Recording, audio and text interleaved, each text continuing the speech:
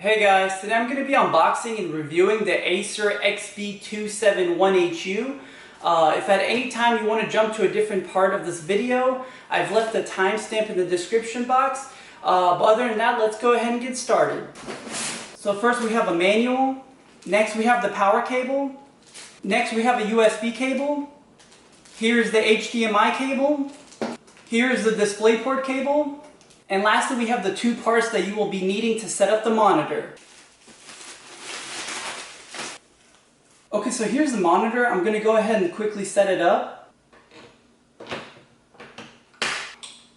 As far as the physical design goes, this monitor has a really nice gamer look to it. There's a Predator logo, really thin bezels, and this is how it looks like from the front. Here's the monitor from the back.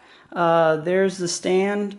When I go upwards, we have the Acer symbol on the top right, and that's about it. Not much more to see on the back side.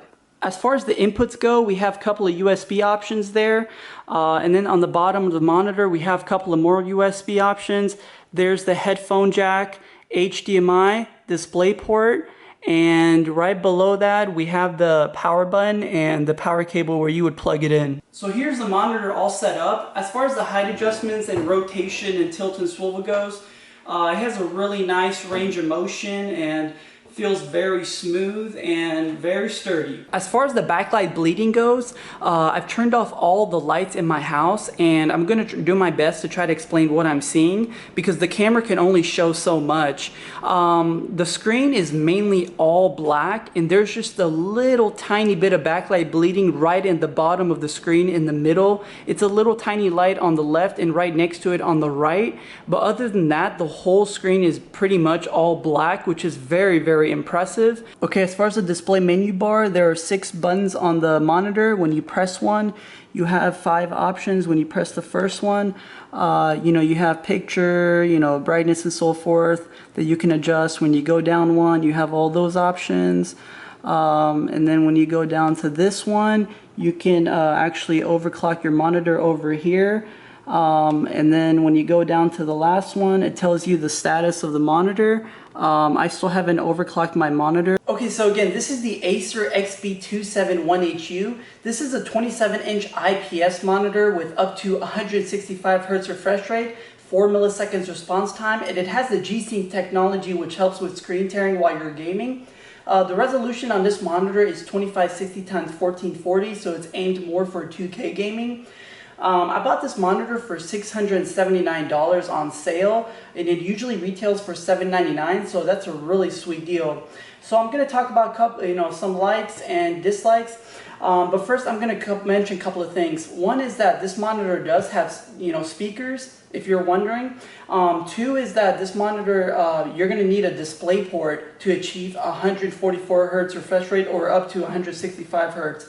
And third, as far as the wobbleness goes, it doesn't really wobble too much, so that's nothing really to be worried about.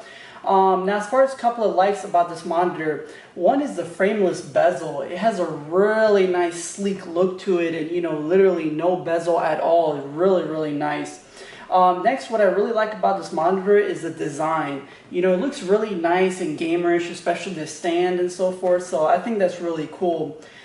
Next, what I really like about this monitor is the fact that there was barely any backlight bleeding. It was 98% backlight bleeding free.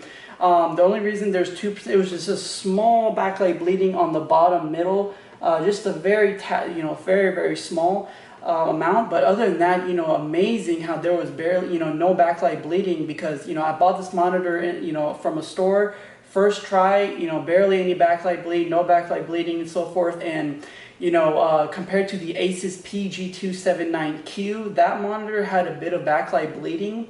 That monitor is still great though overall, but you're just gonna probably have to keep swapping it out until you get a very solid monitor, whereas this one, right off the bat, first purchase, no backlight bleeding basically.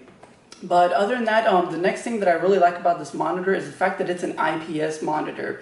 You know, you are getting 4 milliseconds response time in return, but you know, compared to what you're getting in return in IPS, I would really prefer that, because you know, you're getting, you know, color accuracy from no matter what angle you look at, it stays consistent, and the color reproduction looks very crisp and, you know, nice and detailed.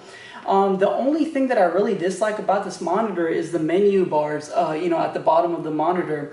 You know, the ASUS PG279Q had a little joystick where you can navigate the whole menu, and I really like that. But this one was just, you know, not that impressive, but it's not a huge deal.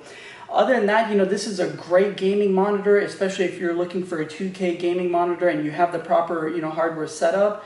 I highly recommend this monitor. Really, you know, looks really nice, performs really well, and, you know, no complaints.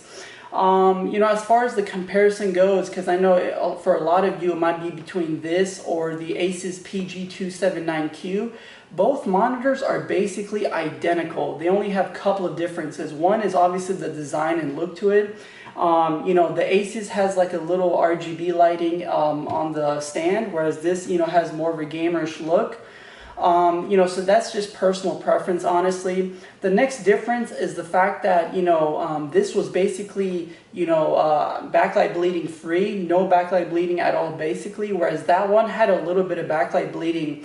It's not a huge concern, but it might be a little bit annoying because you might have to keep going back and forth and swapping it out until you get a very solid one, whereas this one, you might get a very solid monitor right off the bat, you know. But I'm going to do a comparison video, you know, the Acer one versus the Asus next.